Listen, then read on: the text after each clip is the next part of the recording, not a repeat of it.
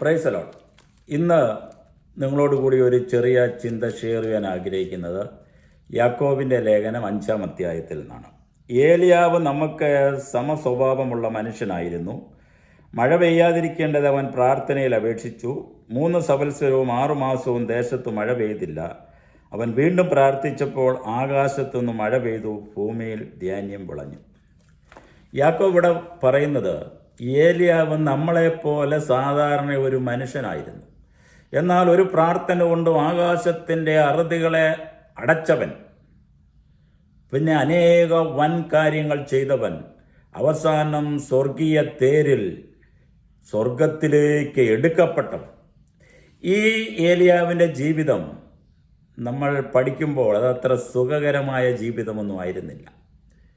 ജീവിതത്തിൽ ഒരിക്കൽ പോലും സ്വസ്ഥത താൻ അനുഭവിച്ചതായും കാണുന്നില്ല.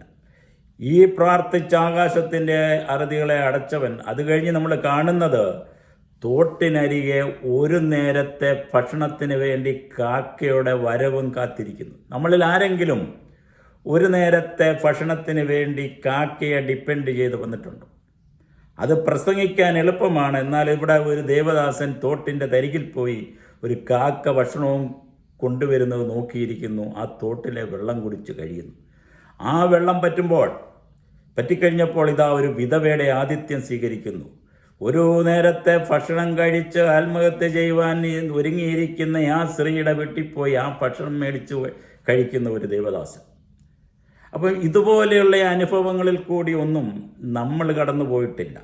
നമ്മൾ ഈ ധാരാളിത്തത്തിൽ ജീവിക്കുമ്പോൾ ഈ ഏലിയാവിനെ പോലെ അത്രയൊന്നും പോയില്ലെങ്കിലും ചില കാര്യങ്ങളിലൊക്കെ മിതമായി ചെലവാക്കുവാനും മിതമായി നമുക്ക് ചെയ്യുവാനും സാധിക്കണം.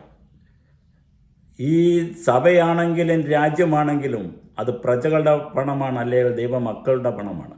അതിന് ഉത്തരവാദിത്തമുണ്ട്. അത് ചെലവാക്കുന്നതിന് ഓരോ പൈസയ്ക്കും കണക്ക് ബോധിപ്പിക്കേണ്ടതാണ്. അനാവശ്യമായി ധൂർത്തടിക്കുകയും അനാവശ്യമായി ഭക്ഷണം വാങ്ങിക്കഴിക്കുകയും അനാവശ്യമായി എന്ത് ചെയ്താലും അതിനെല്ലാം ദൈവസന്നിധിയിൽ നമ്മൾ കണക്ക് കൊടുക്കേണ്ടവരാണെന്നുള്ള ബോധ്യം നമ്മളെ ഭരിക്കണം. നമ്മളെ കാര്യവിചാരകത്വത്തെ ഏൽപ്പിച്ചിരിക്കുന്നത് എന്നെയും നിങ്ങളെയും ഒരിക്കൽ അതിൻ്റെ കണക്ക് ചോദിക്കുന്ന നാളിൽ നമ്മൾ ഉത്തരം പറയേണ്ടവരാണെന്നുള്ള ബോധ്യം നമ്മളിൽ ഉണ്ടായിരിക്കണം. ആരുടെയും ജീവിതത്തിൽ ഒരു പ്രതീക്ഷയും കൊടുക്കാതെ, ആരുടെയും ജീവിതത്തിന് ഒരു ഇൻഫ്ലുവൻസും ചെലുത്തുവാൻ സാധിക്കാതെ, ആരെയും സ്നേഹിക്കുവാൻ സാധിക്കാതെ, സഭയിൽ കടന്നു വന്ന് പ്രാർത്ഥിച്ചിട്ട് കടന്നു പോകുന്ന ഒരു ജീവിതത്തിൻ്റെ ഉടമയായി ഞാനും നിങ്ങളുമായിരിക്കുന്നുവെങ്കിൽ ആ ജീവിതം ഏറ്റവും ഭയാനകമാണ്. ദൈവിക സ്വഭാവത്തിലിരിക്കുവാൻ ദൈവത്തിൻ്റെ പ്രതിബിംബമായി, അല്ലെങ്കിൽ ലോകം വായിക്കുന്ന പത്രമായി ദൈവം നമ്മളെ തെരഞ്ഞെടുത്ത് ആക്കി വച്ചിരിക്കുമ്പോൾ അതിൽ നിന്നെല്ലാം നമ്മൾ മറന്ന് നമ്മുടെ ഇഷ്ടപ്രകാരം ജീവിക്കുന്ന ഒരു അനുഭവമാണ് എങ്കിൽ നമ്മുടെ ജീവിതം, നമ്മൾ ക്രിസ്തുവിനെ അറിഞ്ഞു എന്ന് പറയുന്നത് വെറും പ്രഹസനമാണ്. നമ്മൾ പുറമേ കാട്ടിക്കൂട്ടുന്ന ആരവാരമോ ശബ്ദകോലാഹലമോ ഒന്നുമല്ല യഥാർത്ഥത്തിൽ ആരാധന എന്ന് പറയുന്നത്. എന്നെ തന്നെ സമ്പൂർണമായി യാഗമായി സമർപ്പിക്കുന്നതാണ്. എന്നിൽ ഞാനെന്ന ഭാവം ഇല്ലാതായി തീരുന്നതാണ്. ഞാനെന്നുള്ള എല്ലാ ചിന്തകളും മാറ്റി ക്രിസ്തുവെന്നിൽ ജീവിക്കുന്നതാണ്. ഒരു ശരീരത്തിൻ്റെ അടുക്കൽ ഒരു പെണ്ണോ ഒരു മദ്യമോ ഒരു അധികാരമോ കൊണ്ടുവച്ചാൽ ആ ബോഡിക്ക് അതിനോടൊന്നും യാതൊരുവിധ വികാരവും തോന്നാത്തതുപോലെ കർത്താവിൽ മരിച്ചു ജീവിച്ചുയർത്തെഴുന്നേൽക്കുക സ്ഥാനത്താൽ നമ്മളങ്ങനെ സംഭവിച്ചു എന്ന് പറയുന്ന എന്നിലും നിങ്ങളും ഈ പറഞ്ഞതെല്ലാം ഇൻഫ്ലുവൻസ് ചെലുത്തുകയും ഇതിനൊക്കെയും നാം വീണ്ടും അടിമയായി പോവുകയും ചെയ്യുന്നുവെങ്കിൽ യഥാർത്ഥത്തിൽ നാം വീണ്ടും ജനനം പ്രാപിച്ചവരല്ല. നമ്മളൊക്കെ സാധാരണ പ്രസംഗങ്ങളൊക്കെ എൻ്റെ വാത്സല്യ സഹോദരി സഹോദരന്മാരായ കർത്താവിനാൽ അനുഗ്രഹിക്കപ്പെട്ടവരെ എന്നൊക്കെ പ്രസംഗങ്ങളിൽ കോട്ട് ചെയ്യാറുണ്ട്. കർത്താവിനാൽ അനുഗ്രഹിക്കപ്പെട്ടവരെ എന്നുള്ളത് ശരിയാണ്. എന്നാൽ എൻ്റെ വാത്സല്യ സഹോദരി സഹോദരന്മാരെ എന്ന് ഞാൻ പറഞ്ഞതിന് ശേഷം ആ സഹോദരനെ സ്നേഹിപ്പാനോ ആ സഹോദരൻ്റെ കാര്യങ്ങൾക്ക് വേണ്ടി സമയം ചെലവഴിക്കുവാനോ, ആ സഹോദരനെ കണ്ടാലൊന്ന് ചിരിക്കുവാനോ, ആ സഹോദരന് വേണ്ടി കൂട്ടായ്മ ആചരിക്കുവാനോ എനിക്കും നിങ്ങൾക്കും സാധിക്കുന്നില്ല എങ്കിൽ എൻ്റെ വാത്സല്യ സഹോദരങ്ങളെ എന്ന് ഞാൻ പറയുന്നതിൽ എന്ത് അർത്ഥമാണുള്ളത്?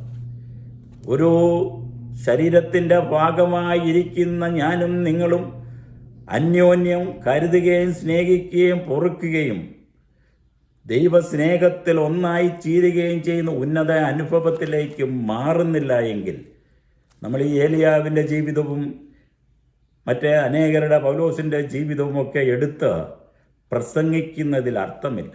അപ്പോസ്തലനായ പൗലോസ് ആ കാലഘട്ടത്തെ ഏറ്റവും വലിയ വിദ്യാജ്ഞാനി, പണക്കാരൻ, താനെ യേശുവിനെ കണ്ടു കഴിഞ്ഞപ്പോൾ ഇതൊക്കെയും ചവറന്നെണ്ണുവാൻ തനിക്ക് സാധിച്ചത് ദൈവമാരാണെന്ന് അപ്പോസ്തലനായ പൗലോസ് മനസ്സിലാക്കിയത് കൊണ്ടാണ്. യഥാർത്ഥത്തിൽ ദൈവം ആരെയാണെന്ന് എനിക്കും നിങ്ങൾക്കും വേണ്ട വിധത്തിൽ മനസ്സിലാക്കുവാൻ സാധിക്കാതെ പോയതാണ് നമ്മൾ ഇന്ന് കാട്ടിക്കൂട്ടുന്ന ദൈവത്തിൻ്റെ പേരിൽ കാട്ടിക്കൂട്ടുന്ന എല്ലാ പ്രവൃത്തികളുടെയും പുറകിലുള്ളതെന്ന് നാം മറന്നുപോകും.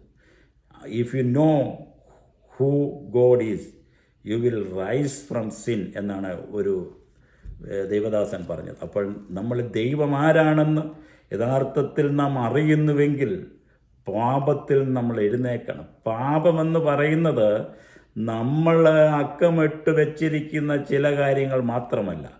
എൻ്റെ ആത്മീയ ജീവിതത്തിൽ ദൈവത്തോടടുക്കുന്നതിന് തടസ്സമായി നിൽക്കുന്ന എല്ലാം പാപമാണ്. അത് അധികാരമായിക്കോട്ടെ, സ്ഥാനമായിക്കോട്ടെ, പണമായിക്കോട്ടെ, ലോകത്തിൻ്റെ മോഹമായിക്കോട്ടെ, ലോകത്തിൻ്റെ ഇമ്പമായിക്കോട്ടെ. അവൻ ദൈവ വളർച്ചയ്ക്ക്, ദൈവത്തോടുള്ള വളർച്ചയിൽ നിന്നും എന്നെ പുറകോട്ട് വലിക്കുന്ന എല്ലാം പാപത്തിൻ്റെ പട്ടികയിൽ വരുന്നതാണ്. യോഹന്നാൻ സ്നാപകനെ പോലെ അമ്മയുടെ ഗർഭത്തിൽ വെച്ച് പരിശുദ്ധാത്മാവിനെ നിറഞ്ഞത് എന്ന് പറഞ്ഞാൽ അമ്മയുടെ ഗർഭത്തിൽ വെച്ച് തന്നെ യേശുവിനെ അറിയാൻ തനിക്ക് സാധിച്ചു എന്നുള്ളത് കൊണ്ട് തൻ്റെ ജീവിതം ഈ ലോകവുമായുള്ള യാതൊന്നിനും അടിമയായില്ല. താൻ സദാ ദൈവീക സാന്നിധ്യത്തിൽ ജീവിച്ചു. അപ്പോസ്തലനായ പൗലോസിൻ്റെ ജീവിതവും അതുതന്നെയായിരുന്നു. ദൈവത്തെ താൻ കണ്ടു കഴിഞ്ഞപ്പോൾ അന്നു മുതൽ തൻ്റെ ജീവിതം മാറിമറിഞ്ഞു.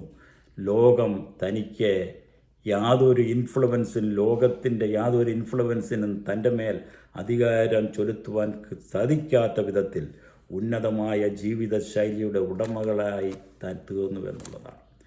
ഏലിയാവിനെ പോലെ പ്രാർത്ഥനയിൽ ആഴത്തിലേക്ക് ഇറങ്ങുവാൻ, കൊടുക്കുന്നതിൽ ആഴത്തിലേക്ക് ഇറങ്ങുവാൻ, ചെലവാക്കുന്നതിൽ അല്പമൊക്കെ മിതത്വം പ്രാപിപ്പാൻ, നമ്മൾ ഈ സമൃദ്ധിയുടെ ലോകത്തിൽ ജീവിക്കുമ്പോൾ ഒരു നേരത്തെ ഭക്ഷണത്തിന് വേണ്ടി കഷ്ടപ്പെടുകയും വിശക്കുകയും ചെയ്യുന്നവരുള്ള ബോധ്യം എന്നിലുണ്ടെങ്കിൽ നമ്മൾ അനാവശ്യമായ ഒരു ചെലവുകളും ചെയ്യാതെ, അത് ദൈവസഭയിൽ വരുന്ന ഓരോ പണത്തിനും കണക്കുണ്ട്, അത് നമ്മൾ ചെലവാക്കുന്നതിൽ നമുക്ക് ഉത്തരവാദിത്തം ഉണ്ടായിരിക്കണം.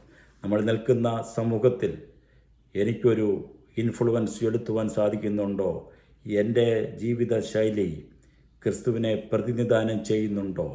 അതോ സ്റ്റേജിൽ നമ്മൾ ഇതെല്ലാം പറഞ്ഞതിന് ശേഷം ഇറങ്ങി വരുമ്പോൾ മുഖം കറപ്പിച്ച് കൈ കൊടുക്കുവാൻ മനസ്സില്ലാതെ ജഡത്തിൻ്റെ അടിമയായി തീരുന്നുവെങ്കിൽ പൗലോസ് പറയുന്നു, നമ്മൾ സകല മനുഷ്യരിലും അരിഷ്ടരാണ്.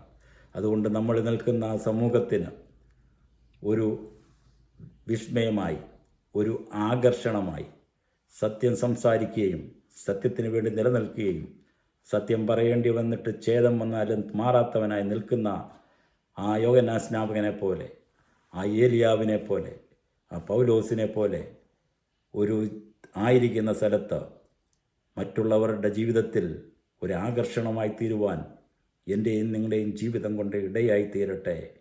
ആയതിന് ദൈവം നമ്മളെ സഹായിക്കട്ടെ എന്ന് പറഞ്ഞുകൊണ്ട് എൻ്റെ വാക്കുകളെ ചുരുക്കുന്നു. God bless you.